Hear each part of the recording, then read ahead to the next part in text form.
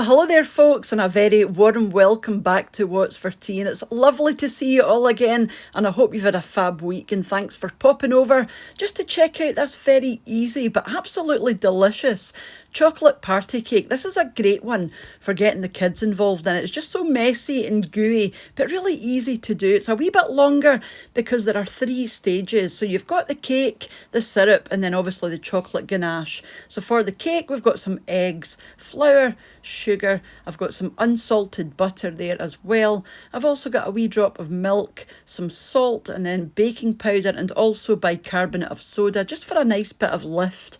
I'm using cocoa powder and then some milk chocolate as well. So that's everything that I'm using for the cake.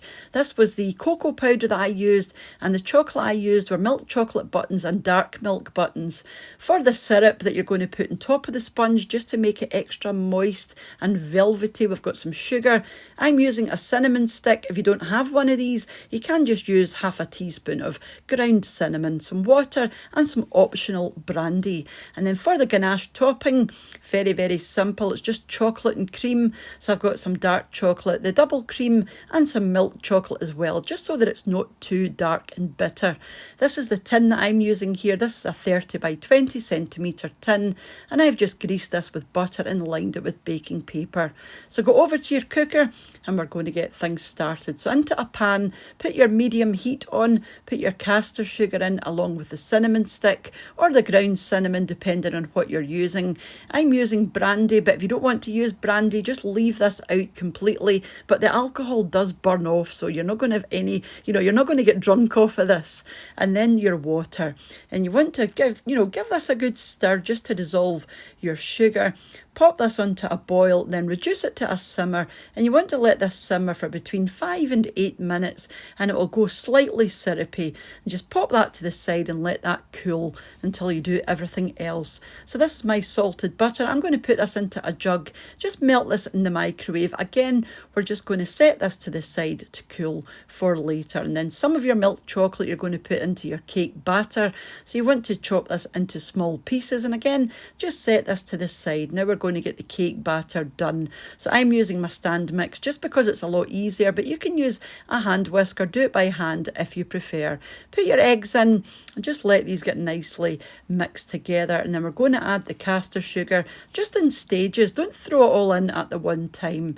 So just add it in 3 or 4 incorporations until it's nicely mixed through, just like this. And then you can increase your speed, and you want to let this mix for between 5 and 8 minutes, just until it goes lovely and pale and fluffy, just like this. And then you can add in your cooled melted butter, let that mix through for a few seconds, and then we're going to add the milk as well. Again, just add this nice and slowly until it's all combined. Now we can add the dry ingredients. So put everything through a sieve. It's just going to give it so much more air and make it lighter. So the plain flour, the cocoa powder, and then the bicarbonate of soda and the baking powder as well, again, just for a good bit of lift and to make it nice and light. So pop those in, and then a pinch of salt or half teaspoon of salt as well.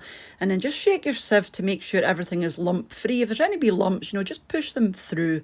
Then you want to grab a spatula and fold everything through until everything is nicely combined and you don't have any wee pockets of flour or any dry ingredients still lurking in the bottom of your bowl. Initially, you're going to think this is really wet, it's not combining, but keep going. It will, trust me, it'll turn into a lovely chocolate pudding consistency. The last thing we're going to do when it's just about mixed is add in the chopped chocolate. Give it a further few folds in, and it will be combined perfectly. Then just drop this into your tin, and then give your tin a wee tilt because it's quite a loose batter, so you'll be able to tilt your tin just to make sure it's nice and even and into all of those corners. You want to put this into the middle of your oven for about 35 minutes.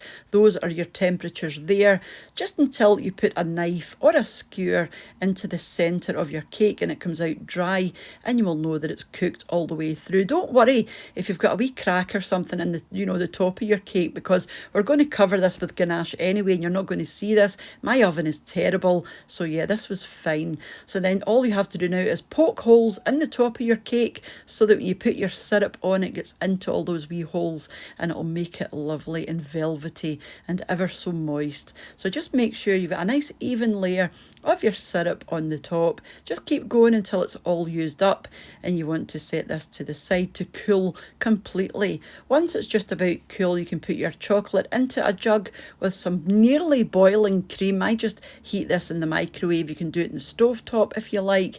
Leave this for about a minute and then come back. Give it a good stir with a fork, and again, you're going to think this isn't combining, but just keep stirring it, and again, it will turn into a lovely chocolatey, almost sauce-like consistency. And you want to leave this sitting to cool for about 10 to 15 minutes, and it will thicken. The longer you leave this sitting, the thicker it's going to be. So it's completely up to you, you know, how long you leave this sitting for. But don't leave it too long or it'll just turn into fudge. So something like this is ideal. So you want to cover this with sprinkles and let this cool and set completely. I popped mine into the fridge and it took a good few hours, and I'm talking about 5+ hours. Again, it will depend how thick your ganache is. The thicker your ganache is, the quicker this will set, but mine's took quite a wee while to set. So yeah, do bear that in mind. It just depends how quickly you want to eat this. So yeah, I'll leave that one up to you, but you can see there just how lovely and moist this is. And all you have to do now, once it's set, is cut it into whatever size squares you prefer. We've got quite big squares here because we are greedy, but you can cut this into whatever size portions you prefer. But you'll get about 12 to 15 good servings out of this one. Like I said, perfect for a kid's party, this.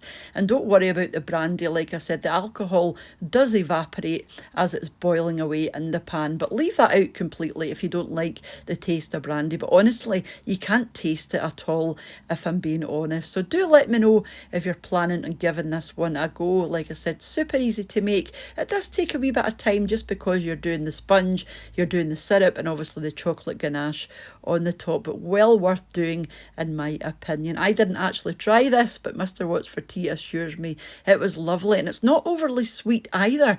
You know, there's not a great deal of sugar in this given the size that it turns out, you know, so it's not overly sweet, so don't be worried about that either. And it's lovely and light as well. So yeah, highly recommended that you give that one a go if you do have a party or something coming up, or you just want a bit of cake in the house all week, because this will stay fresh for about 5 to 7 days, you know, without storage. So thank you for watching, and a huge thank you as usual to the supporters of the channel over on my Patreon page, and to the channel members here on YouTube as well. And for those that have bought me a coffee using the Buy Me a Coffee link, for everyone who are leaving comments and sharing the videos, it's all very much appreciated.